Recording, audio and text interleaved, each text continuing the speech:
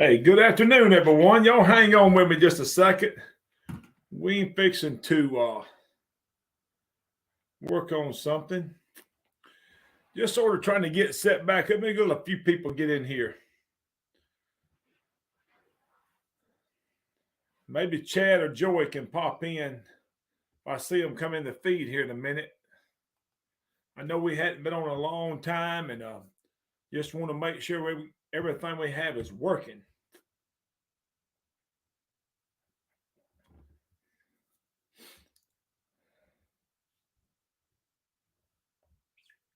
If somebody jumps in right here, y'all give me a shout out to let me know what's going on.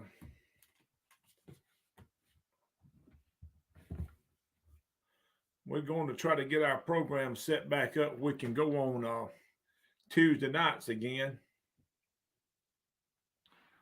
Yeah, we got a few people in here. What's going on, Team Ed? What's up, Caddy Shack? Just in here this afternoon, man. I know we hadn't been on a long time. Trying to just make sure everything's working right. We're going to try to get our program back up and running so we can come out here and hang out on Tuesday nights a little bit and talk. What's up, Joseph Scott? Joseph Scott Jr., man. How you doing, my friend? What's up, Sterling? Eric Fowler, what's up, my friend? Hey, we got old Dustin Jones in with us. Good to see y'all this afternoon. It has been a long time since we've been on here. I just want to give a quick, brief rundown. We may get to talking here in a few minutes. I thought if Chad or Joey may jump in. If they hop in on the chat, I may see if they can come in, or if Aaron is on somewhere. I didn't tell nobody I was coming on tonight. Actually didn't even have plans of coming on here, but did have a little bit of free time. Things have shifted around for me a little bit. I do want to give y'all a little rundown, a little update of what has been going on. I know we haven't been on here in a long time. I have been just overloaded with work. I do want to apologize. I know a lot of people had called. We have been off the air for a very long time. I reckon maybe 6 months or something. But I have been teaching. I don't know if anybody knows. I teach welding. I'm a welding instructor for a community college, or have been, and also I build my rod holders,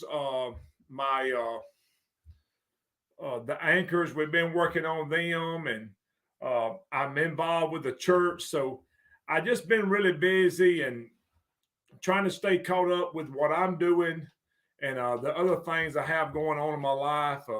Just really, really busy.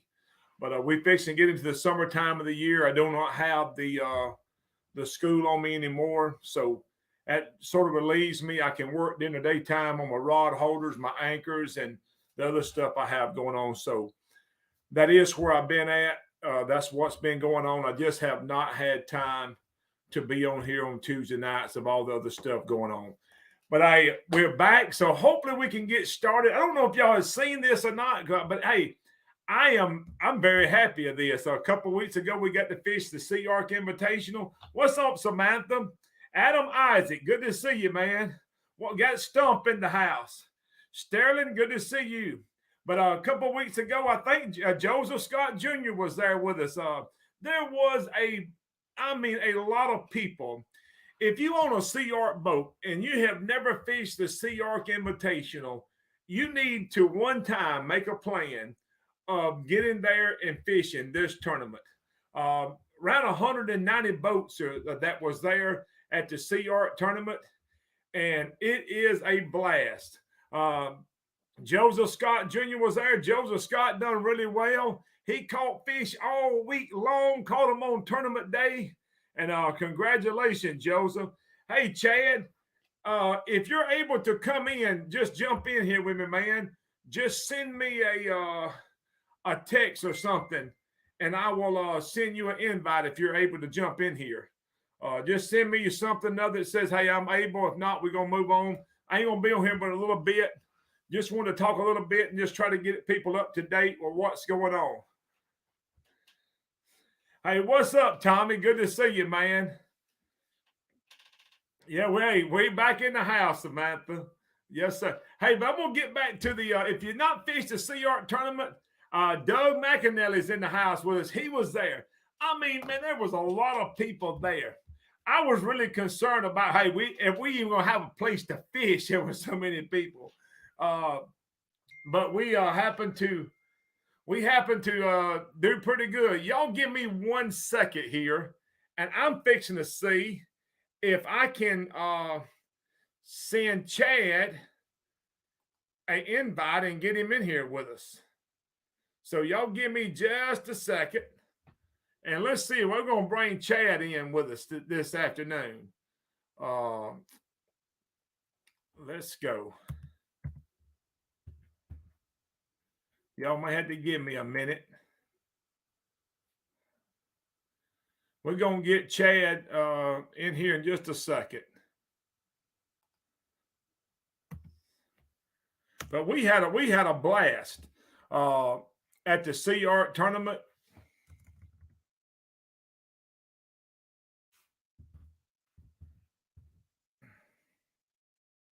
I may have to go some other route. So y'all just bear with me for a minute.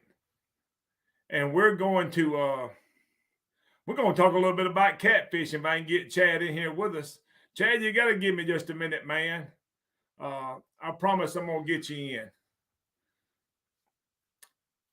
Hey, Joseph Scott, I know you probably placed right outside the top 20. And that right there, man, that's a good showing, especially when there is 180, 190 boats that is in a tournament. That right there is very good.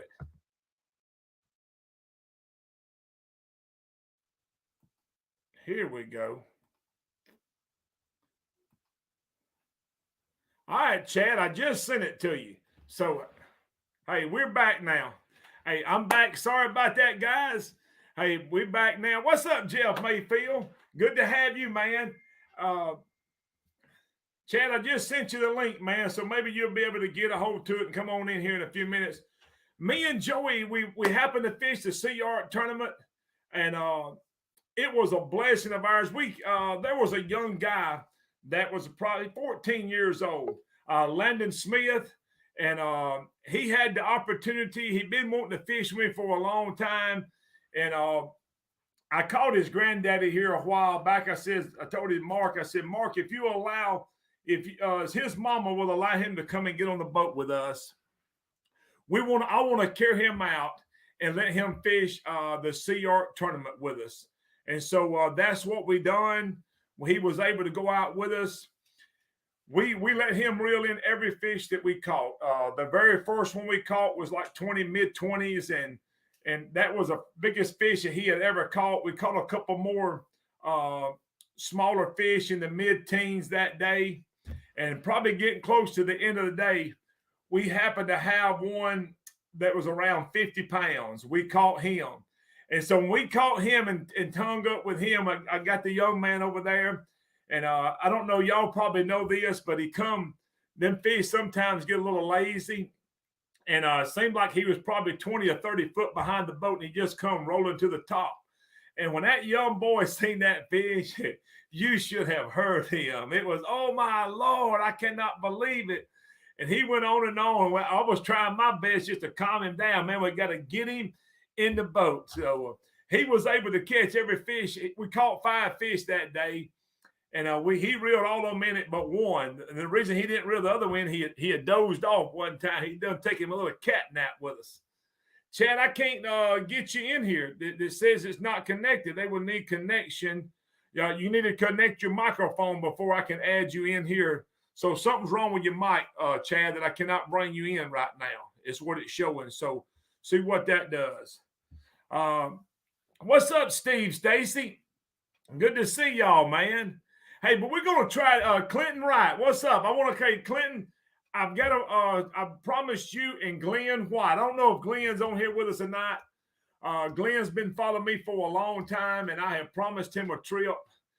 Clinton, we're going to try to make that happen, man, this summer. that's one of my things I want to do is I hope that we can get him on a big fish. Hey, Miss Stacy, how you doing? Hey, Miss Stacy, I'm telling you, I was happy as could be. And I don't know if anybody, much people tournament fish or not, uh, but we always want to try to get around that 100-pound mark. And one of the things that I do, one of my goals is probably I would think it when 200 boats there. I hate to say it this way, but I really don't. I don't know if I don't have a lot of expectations of winning the tournament, but I do have expectations of trying to do really good and place up in the top 20%. And so one of my things is I always want to be respectable when I come to the weigh-in. And I told Joey that day when we left, I think we're going to be respectable when we get to the scales today. And we was. The Lord blessed us that day. What's up, Chad? What's going on, wild man? Hey, I done throw the curveball on y'all this afternoon, man. Man, listen, I've been asking you for weeks when we're going to do this. I ain't got time. I ain't got time. Hey, Chad, things about to change, man. And I wasn't going to go live this afternoon, but I did get through what I had to get done probably about 6:40. And I said, I just need to make sure all our connections is back going good. And maybe everything I got, I ain't been on here in so long. I said, I maybe done forgot how to use this thing. So wanted to just get on here and share. We'll probably try to start back next Monday, Tuesday night at 7:00. And I think, Chad, this is what I would like to do. And guys, I want to tell y'all, if you are interested, I don't want anyone to get upset with me. I don't want anyone to get frustrated with me. But if you're interested in coming into this program and you feel like you got something to bring to the table, feel free to send me a message, send Chad a message, send Joey a message.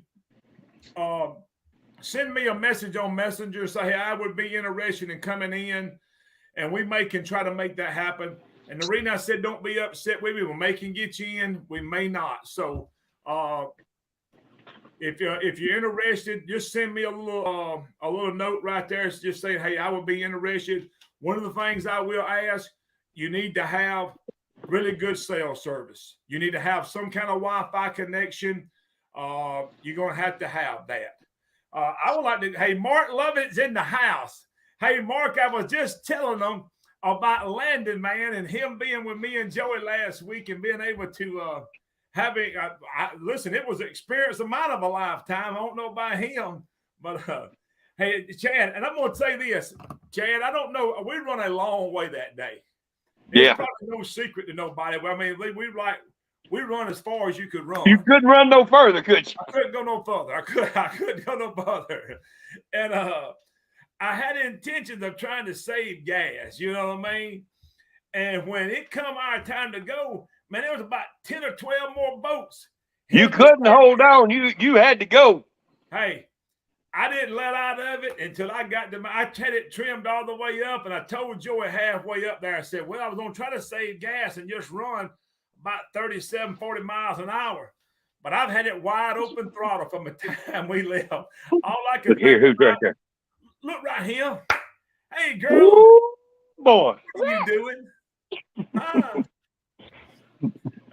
Hey, all I could think about is somebody beat in my spot. So I was holding to it. No, it's on the show. Hey, what's on up, the show? Townsend, man? Good to Brent. We've got to set something up this summer to go fishing, man. You are a guy I want to meet and go fishing with. We've been associated on Facebook for a long time, so I want to make that happen this summer if all possible. Hey, Stacy, I don't want to let no cats out of the bag, but tell everybody what you've been working on today. Is it a secret? What you talking about? You can go ahead. About the plow. Hey, we've been working on them anchors, man. I'm telling you, we've been working on them things. And if you hadn't seen it, it's fixed. Matter of fact, I loaded them up today, and I sent them off to have them powder coated. So it won't be long. Maybe we'll have them on the market. You'll see when they start to come out. The guys who do our coating and stuff, they probably won't be on the website no time here in the next. maybe about 2 or 3 weeks, you'll start seeing them on the website. But we just got to see what kind of time schedule they are on having them coated. So, hey, we are moving with that. Hey, you can either anchor your boat down, pull your ATV out, or plow your garden with it. Plow your garden. You can turn the garden over, can't you? I promise you. We're gonna run the job. Is that all right? Yeah. Okay. Hey, so we got at the house. We got at the house yesterday, and I told Macy, that's my daughter-in-law. Daughter-in-law says, "Go get the Jeep. You got a winch on it, and we're gonna see if it'll pull this Jeep." I said, "Sure, if it'll pull a Jeep." And listen, we tore Daddy's yard up. I bet he gonna raise sand when he's over there cutting grass next time. Well, now let me tell everybody, Cole. What's it been, Stacy? About a month ago, I was coming down through there. Yes, sir. And I was gonna stop by and see you anyway. And I stopped by, and you said, "Hey, I got something right here, and I want you to put it in your car and take it home with you." And you asked me if I'd run it, and I have. And I did exactly what you told me to do. I put me 4 foot of chain on that dude, and we have been using it. And guys, I don't know if there's anything that anchor won't hold in. If an anchor is going to hold somewhere, that anchor is going to hold. Yeah, that Chad, you know this is what I said. If it's a possibility for it to hold, it's going to hold. I do know that you get in a place sometime where that bottom is really, really silty. I have not put it in sand, but I put it in mud, and I put it in everything else. There's been anything's going to hold in rock. Anything's going to hold in trees. But you get a mud bottom, and that's where that anchor shines. Yeah, we tried to. I fooled around with this thing for a long time, and I wanted it where when it started pulling, that it just wasn't scraping the top of the surface trying to grab something, but it actually started to dig. And that's what I tried to work on, that it just dig down into the dirt. So when it gets to pulling, it's going to just create and just try to dig down in. If any anchor will hold you, this one will hold you. I've been using it for 4 or 5 years. Listen, we anchor in there behind Gunnersville Dam, and we just put it right there in the middle of the current, throw it out, and it grabs, and we bump just right there in the middle of it. I know it's pretty tough to anchor like that, but we use that anchor for everything. Yeah, I've been running one of them for a while, and then you come out with a new one, and you gave me a new one. I think it was one day last month, and asked me if I'd run it, and we have, and I've been well satisfied. There ain't no doubt. Hey, we got Robert Thomas in the house. Wait, and we got Mark. Mark, man, good to see you. Mark, you one of them guys I would love to have come in here, man, because hey, you catch some good fish. Always catching good fish when you're down this way. So if it's something, man, when you're being interested and come on the program, we're gonna just try to get a list together and make that happen. There is a couple more Tuesday nights here next month that I'm scheduled to speak at a ministry. I'm pretty loaded down with stuff. This is going to free me up a little bit, but I do want y'all to know there's still some stuff that I'm scheduled to be at. So there may be some Tuesday nights that I still miss. So just want y'all to be patient with me. We're going to get this show back on the road, and we're going to have fun here. You know, one of the things I like to talk about, Chad, making this, and this is, I think we'll just wait till we start back maybe next. I would like to talk, and I don't know how many tournament fishermen are on here, but tournament fishing to me is just totally different than what we would call just going out fishing, you know? Oh, there ain't no doubt. If you're trying to compete and trying to compete with the best of the best, it's a little bit different. When I'm out fishing and we're just out fishing, I'm trying to just most of the time catch one. I'm looking for a monster. I tell you, I talk to you about it all the time, Chad. When I go fish, I don't care if I don't catch but one. I want him to be big. And my mindset of doing that is totally different than tournament fishing. I'm trying to put 5 fish in the boat, tournament fishing. And when I'm out catching a monster, I'm just really trying to catch one fish. So There and it's Right. having a game plan, having knowing what you want to do, finding your fish. And I see a big thing, man. You need to be able to find the fish and probably just need to be able to. It does no good to catch him the day before, Nope. 2 days before. We have to catch him on the day of the tournament. And so just be patient and hey, and hope that them fish is there. And you know, one thing that I've done, Chad, is and me and Joey's pretty good about this. Hey, we're going to fish. We're going to do what we're going to do. If we catch them, we're going to be happy. If we don't catch them, we're still going to have a good time. Yeah. You know, we got a game plan. We're going to look. We're going to do what we're going to do. And hey, if we catch them, it's good. If we don't, it's just part of what it is. You know what I mean? You know, I've had several people talk to me about wanting to get into tournament fishing and stuff, and I tell them right off the get-go, when you stop having fun tournament fishing and you look at it as I've just lost this much money and I'm going to win this, you're never going to win more money than you spend tournament fishing. I don't care how good you are. Hey, Dad, if people are tournament fishing and make money, they're going to go broke.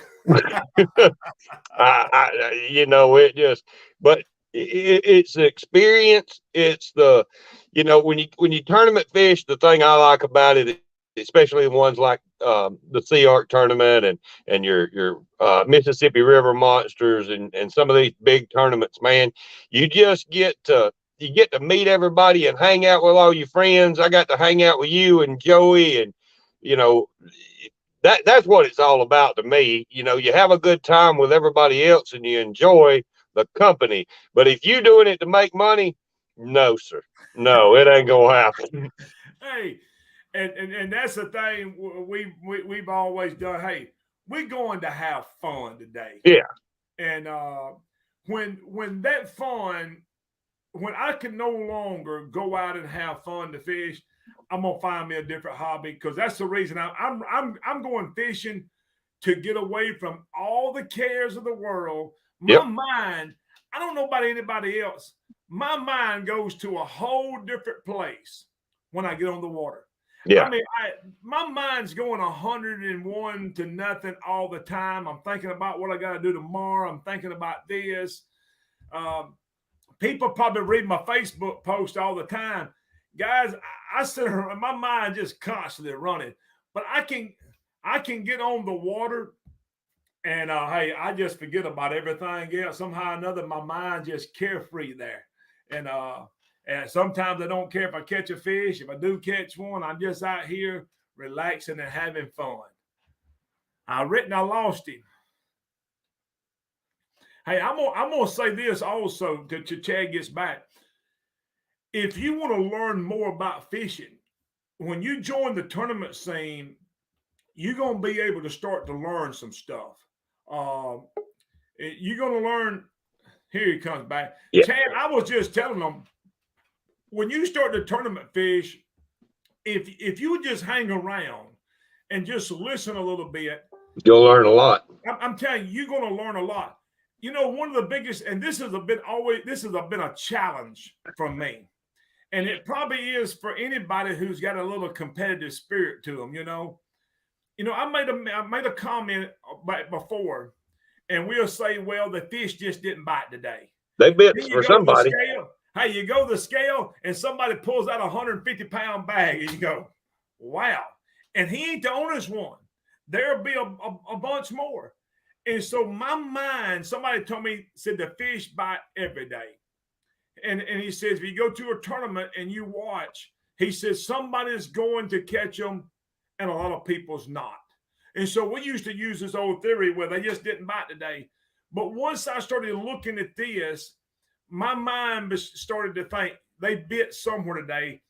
I've got to somehow or another get out of a routine that I've got or doing and try to figure out, what did they do to catch fish a day that I didn't do?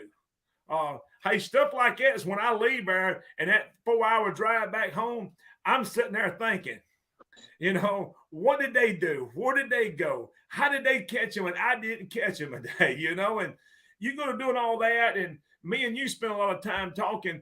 I spend just hours and hours on this computer.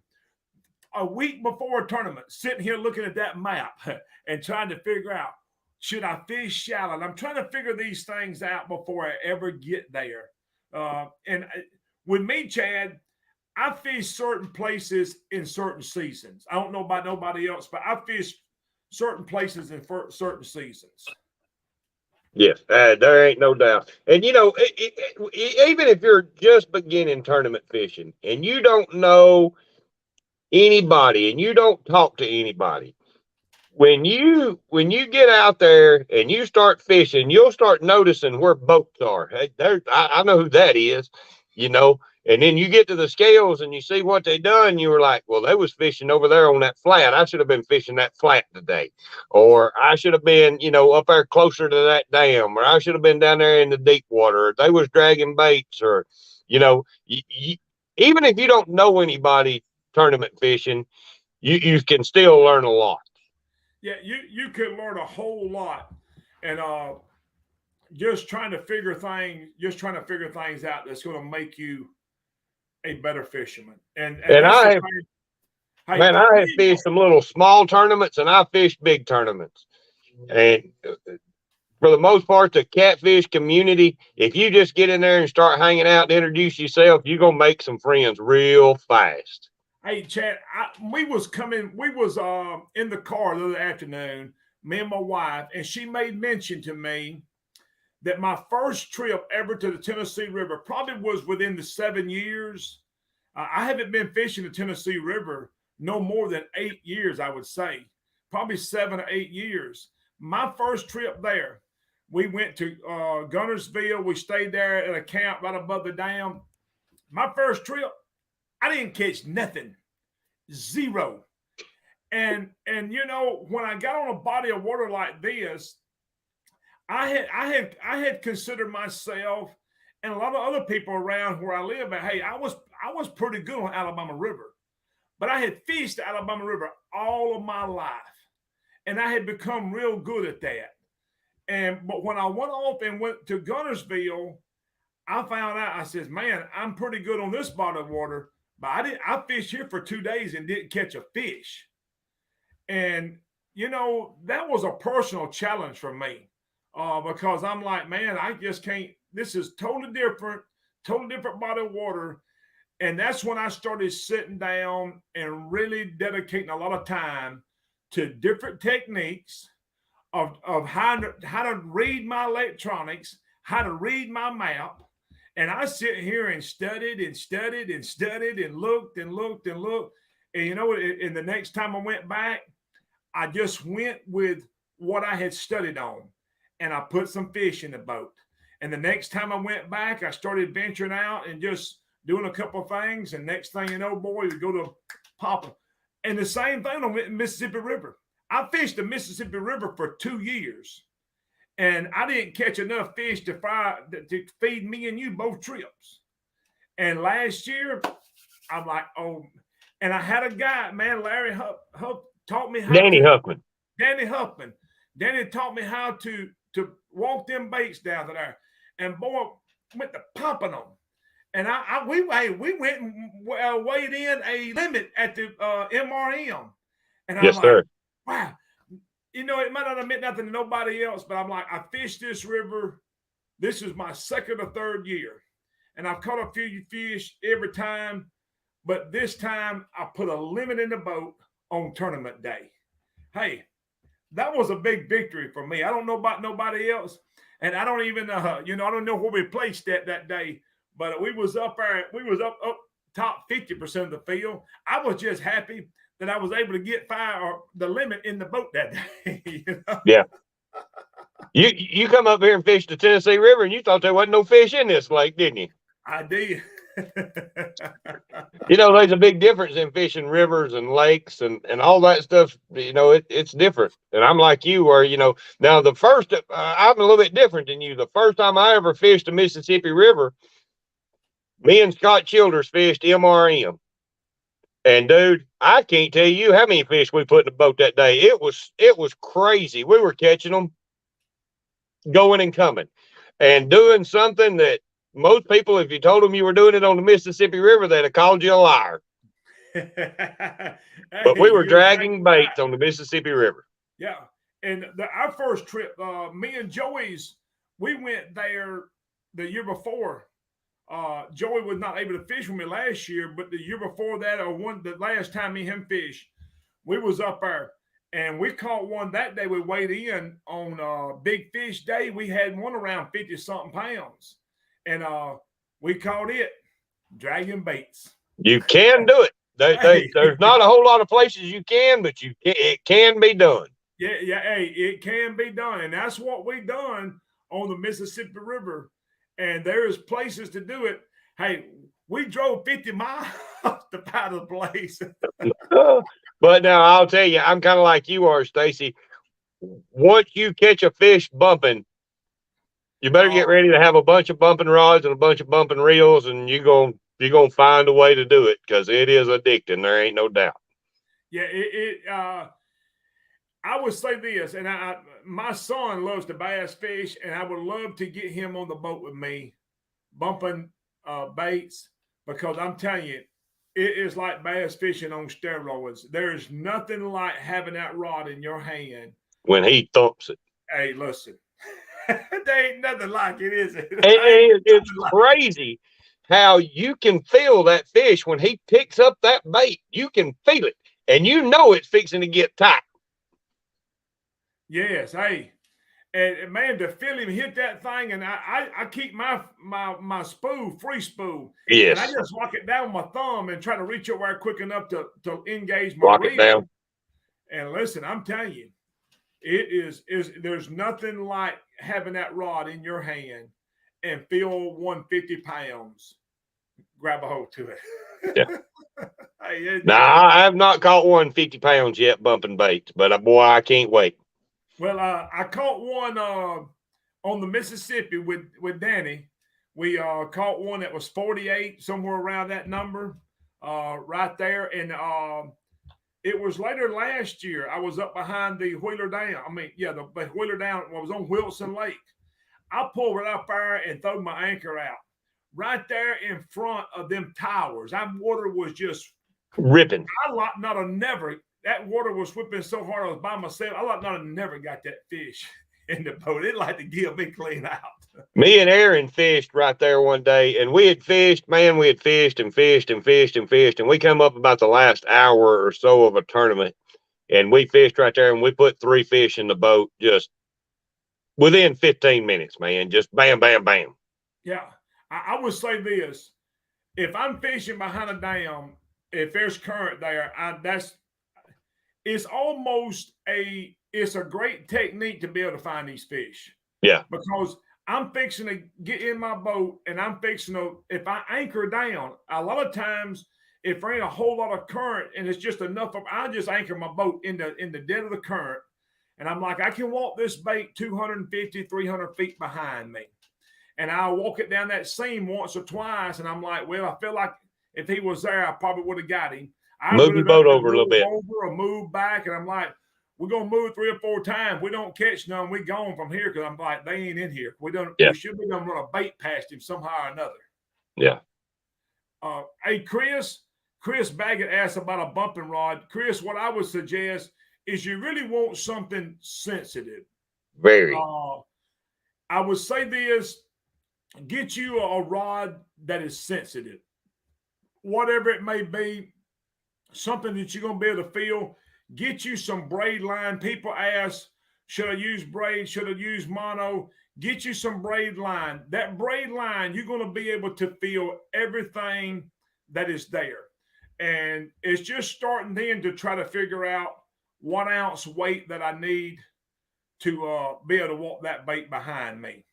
I have several people ask me, how do you walk baits? How do you walk baits? And I said, I can tell you, and I can tell you, and I can tell you. But it ain't all that don't matter. That don't mean nothing. It's all about feel. You got to feel that bait. You drop it down and let it hit and feel it and pick it up and let it float. And I knew nothing about it. And I tried it myself and I just couldn't figure it out. I just could not figure it out. Danny Huffman carried. Listen, I got on the boat with him, and I'm telling you, man, he is a great teacher.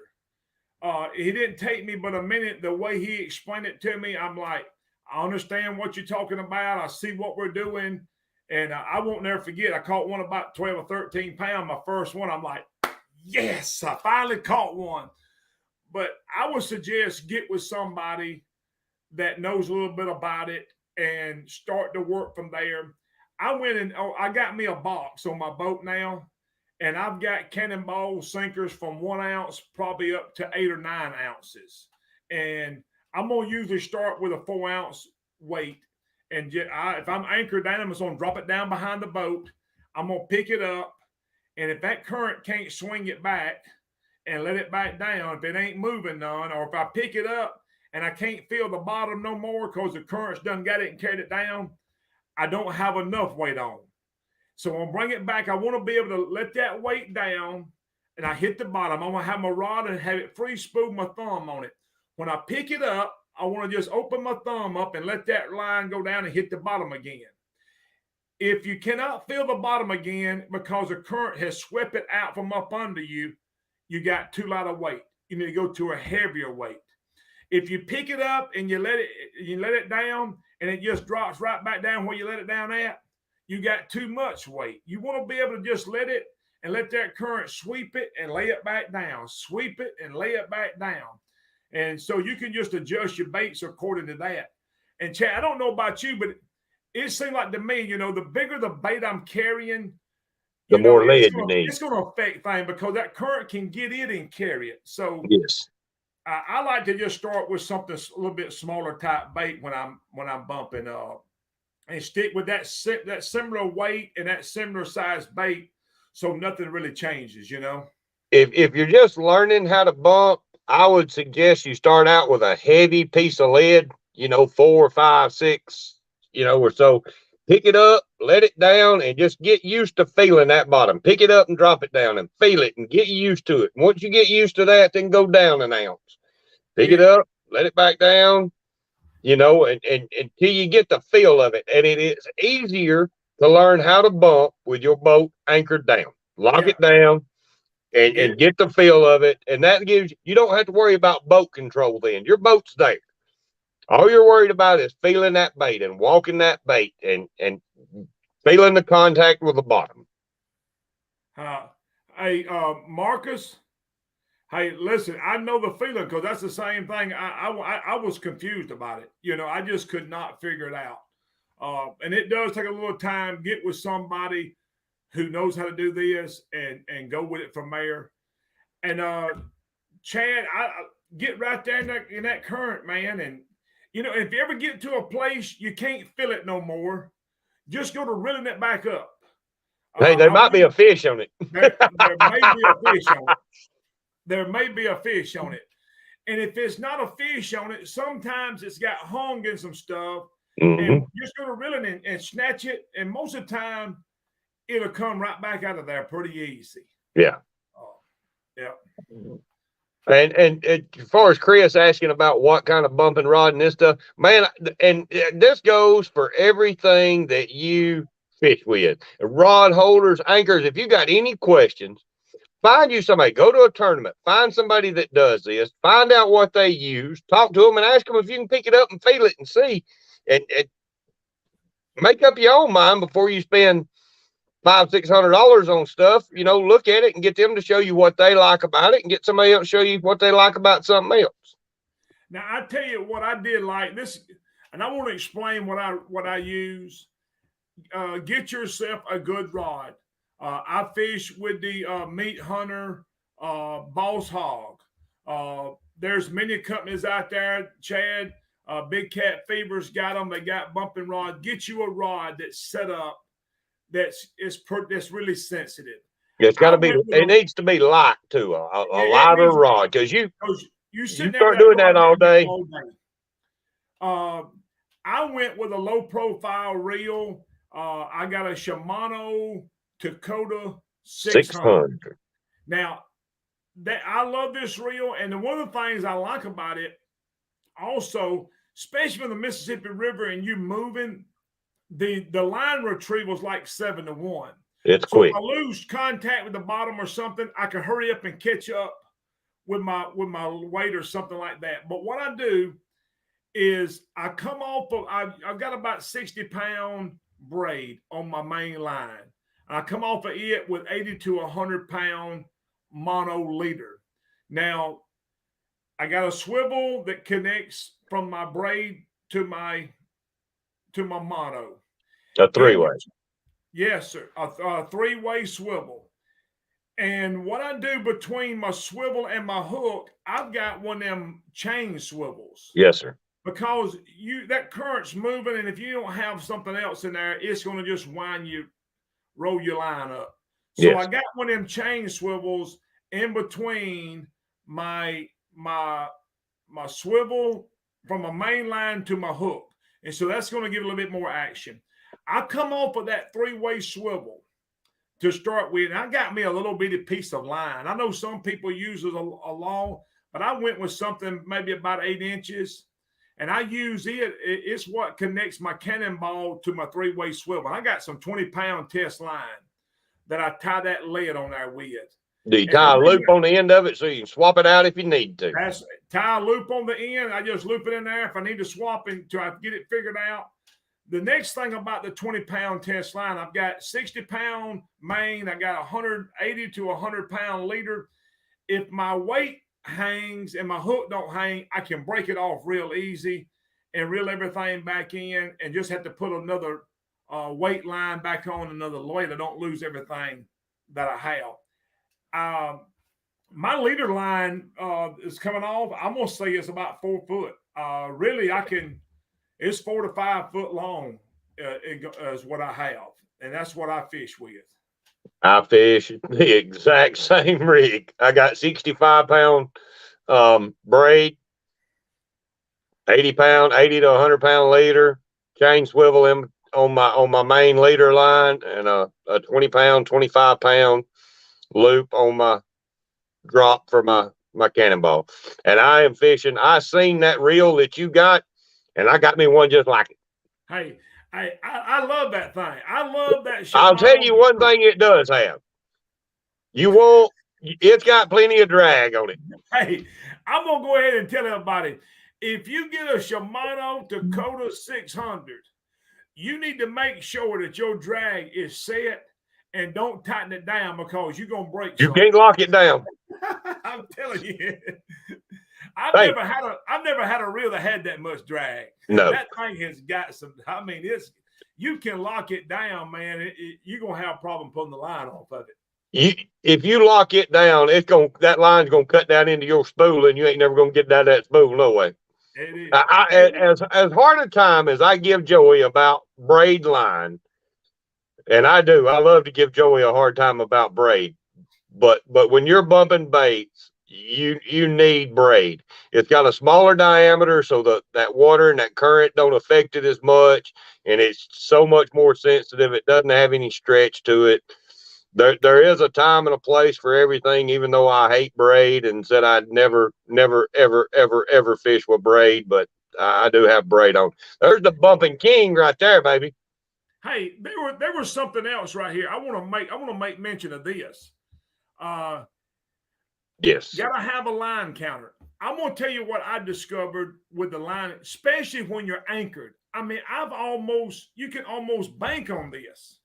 Or I have, when I'm anchored behind the dams and you start walking that bait, you know where that's going to get bit. When you start to get a bite, look down at your line counter and see what it says. Because if you catch a fish there and you really mean, you watch the next time when you bounce it back down there, about the time you get back to that 200, so we caught that last fish at 200 feet. When you get to 200 feet, just start watching. They there for a reason. And that's where them fish is at. So to me, it's like I'm sitting there waiting. And when I get it to that mark, I done caught 2 or 3 at that same number. When I get back to that number again, I'm going to stop it and just let it sit around there a little bit. I just pick it up and let it down, pick it up and let it down. And bam, there they are. Yeah. And I'll tell you, I never have done it before, but after I got my first line counter reel, and it was that bumping reel. I don't know that everything I'm gonna switch when I start switching out reels. Everything I buy is gonna have a line counter on it. I can see when you're dragging baits how you can stagger them and see where everything's at. When you're anchor fishing, you can make sure you're back there on the structure. Uh, a line counter is just going to help all of that. And I never have fished with them, but I can definitely see the benefits of them. Hey, Larry Gross asked here, are we letting the boat move or are we anchored? I do it both ways. Both ways. If there's a lot of current, I mean a lot of it, I'm just going to let my boat go down through there. But a lot of times on these rivers, the main current is right up there within a couple hundred yards of that dam. And after you get out from it, you're gonna lose that current that you don't have enough to carry that weight back. I go up then and just anchor, and I throw my anchor out and sit right there and bounce.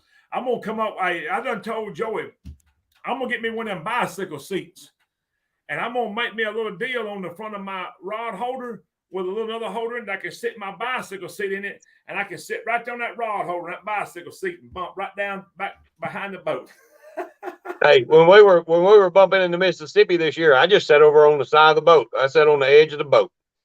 Yeah. Now on the Mississippi, we don't really troll. You put your trolling motor down and say that current's running 3 miles an hour. You turn your trolling motor up so your boat only goes about 1.5 miles an hour, and then you start walking your baits.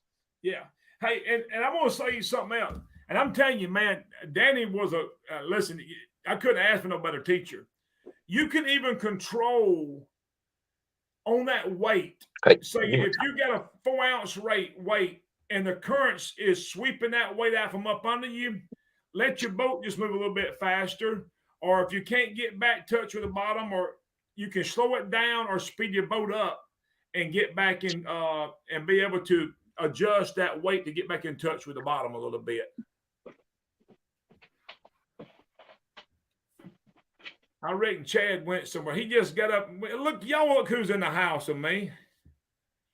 What's up, Dale Dunaway? Can you believe we're back tonight, man? I had to go get a phone charger because somebody didn't tell me we was doing the show tonight. My phone about died on me.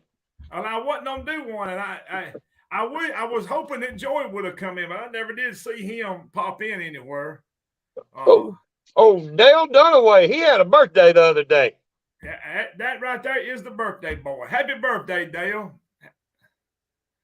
But hey, I wouldn't plan on coming in but like 20 or 30 minutes, and we get on here. I don't have a problem talking for an hour. Me neither, man. We talk about fishing. We do it all the time. And now we're just doing it with some people watching us do it, I guess. Yeah. And, one of my desire was when we started this program, and it still is, the Lord has blessed us to be able to learn some techniques, some tips and techniques. And I know about me and Chad, Joe, man, we worked really hard at trying to learn this. And there's been a big learning curve. It's took me several years. And I want to be able to share what I know to help you be a better fisherman. If it's tournament fishing, I want to be able to help you do that. I want to be able to help you put fish in the boat to be a better fisherman. If I cannot be an ambassador to the sport and to be able to encourage you and to help you catch fish, I can't expect this sport to continue to grow. And that's where I stand with that. The only way this sport is going to continue to grow is people sharing and being able to get more people involved with this fishing sport.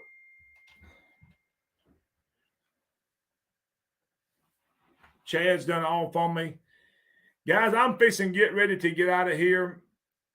Thank you, Andy. He's back. I'm back. He's losing power. Man, you got to get hooked up. Well, if somebody would tell me we was going to do this, and I had my tablet charged up, I wouldn't have had this issue. Hey, I was going to say this. I'm going to get ready to close out because I'm telling you, this is a sermon in itself. Because I'm telling you, when you hook to a power source, it makes all the difference in the world. Amen. Hey, don't y'all let me go to preaching on here tonight. Because sometimes our life just gets drained down. Just life itself will just drain something out of you. And getting connected with a power source. And that comes through a relationship with Jesus Christ and him alone. Guys, good to see y'all. Austin Knight, good to see you, man. What's up, Dak? Stacy Ledbetter, good to see you. Chan, you got anything else you want to say? We're going to try to be back on here Tuesday night. Let's do this right here. Tuesday night, and we want to talk specifically Tuesday night about tournament catfishing. Preparing for it. What do you do? And maybe we can get some folks in here. I know Aaron's pretty good at tournament fishing. Bobby will have some fish in the boat. He's like you and John do a really good job at it. And how do you prepare for this? And how do you be consistent with it? Some people can catch them, but they can't catch them on tournament day. Yeah. And I don't know what happens, but it is. I'm telling you what, it is a mental game. There ain't no doubt. You really have to have a game plan. And I'm going to say, You better have an A, B, C, and D. Hey, when there's 190 boats in a tournament, you better have you more than one plan. There ain't no doubt.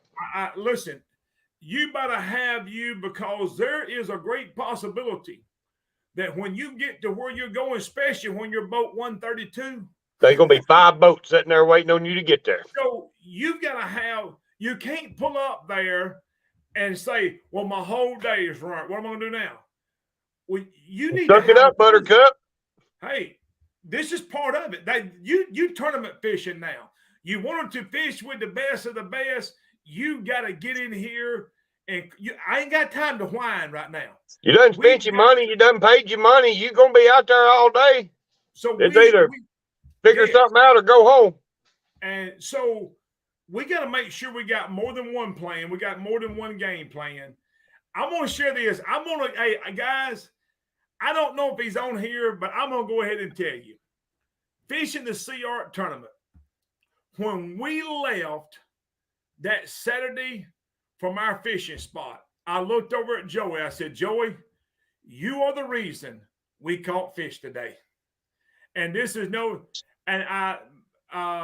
Joey fishes a lot like me. He may even have a little bit more patience than I do. But at 11 or 12 o'clock, we had a game plan. And at 11 or 12 o'clock, we had caught 3 fish. We probably had about 50 pounds maybe in the boat. And I looked at him. I said, man, you think we need to move? And he looked at me. He says, this is our plan, and we're sticking with it. Win, lose, or draw. And that's what I said, hey, that's what we're going to do. That's what we're going to do. And we just stuck there with the plan that we had. We still had fish up under us, around us, and we just stuck with it. And you know what? It paid off. Did you see what Adam Isaacs put in here, Stacy? Look at that. Pop that last comment up. Who won the race to the nuke plant? Hey, Adam, I've learned not to even go that way. Oh, mate. Hey, let me put this mark. Guys, I want y'all to look at this right here. Look at it, read it once, read it twice, read it 3 times. I'll tell you something that's changed my fishing a whole lot, and that's becoming friends with Aaron Churchwell. And one of the things that Aaron preaches is fishing the conditions. And them fish will move based on them conditions. Hey, I'm gonna share one other thing. Let me share one other thing. And we'll get into this next week. We get into tournament fishing. Guys, I'm gonna share one technique. I don't have nothing. I want to help you. And I share my secrets, guys, and I may have to compete against you in the next tournament. That's fine with me. I want you to be able to catch fish. On that Humminbird Helix, you go over there to where your charts is at, and you're going to go down to a place that says shallow water. I can set my shallow water, say, to 10 feet. I can set my maximum depth to 20 feet. And then everything that's between 20, 10, and 20 is going to light up green. You know the way I eliminate water? I start to fish this stuff that's 10 to 20 foot deep. I don't catch anything. I go back into my unit, and it may take me a day or two to figure it out. I go back into my unit, and I push in. I put the minimum at 20 foot deep and maximum 30 foot. Everything that's between 20 and 30 lights up green. I'm like, let's hit these spots. Let's go to looking and see if we find any fish. We don't see anything there. I'm going from 30 to 40. And I start just moving, and all I'm doing is eliminating water. And you get to a certain spot and you go, bam, there they are. And I look at my map and say, what's it on? 45 foot. I set my thing from 35 to 50. And I'm like, we're going to focus on this water right here. This is the water we're going to fish. And it has been a big game changer for me. You got anything else, Chad? We picked to jump off of here. Man, I don't. I was late to the party. Hey, Doug McInerney said, ain't no fish in that newt plant. Hey, what's there been so lipped? There ain't no doubt. I will tell you about the newt plant. There are times of the year. 0-0, baby. And you can bet that. There ain't no doubt. There ain't no doubt. There's been a lot of them won and a lot of them lost right there. Yeah, yes, it has. It sure has. Yeah. Well, guys, we're fixing to jump off of here, but we will have a program next Tuesday night if the Lord's willing, and if nothing else comes up that I'm able to do it. And we're going to talk tournament catfishing, strategies, what to do, pre-fishing type deal, and how do you approach this and to be successful day in and day out. Chad, I don't know about you, but I like to be up there, in the top 20% every time you look around. Hey, there's some guys like the Fountains. You can look over there and you look up there and you're like, there they are again. I'm like, man, I just want to be where they at. There ain't no doubt. Mike Mitchell and some of them guys. Yeah, I mean, Robin E., Wayne Reed. Yes, sir. These guys, when you look, and I always look at this, I always look at the top 20. And you'll start to see there starts to form a pattern. Just like you said, Wayne Reed, Robin East, Mike Mitchell, the Fountains, bam, bam. No matter where they fish at, consistently, you see them. And I'm like, they have figured something out, and that things like that, man, and that my competitive spirit is like, I want to be there. I want to be in here that my name is in this top 20, top 20%. Yep. And if I ain't there, I want to be close to it. You know what I mean? So I've watched them guys and they figured something out. And I've been doing my homework, or trying to anyway. I may go out tomorrow and get skunked, but hey, I'm trying my best. Hey, now, in all fairness, I fished the Sea Arc tournament, and we fished. Listen, I fished as hard as I've ever fished in my life, and we put one fish in the boat that weighed about 5 or 6, 7, 8 pounds. It wasn't much to it. Hey, and you know what, Chad? But hey, and I'm going to tell you, there was a lot of other great fishermen. I want to tell the people who is just getting started, there's a lot of great fishermen that didn't catch 1 or 2 fish. But you know what? The next tournament, they're going to be right back out there. Yep. Right back at it again.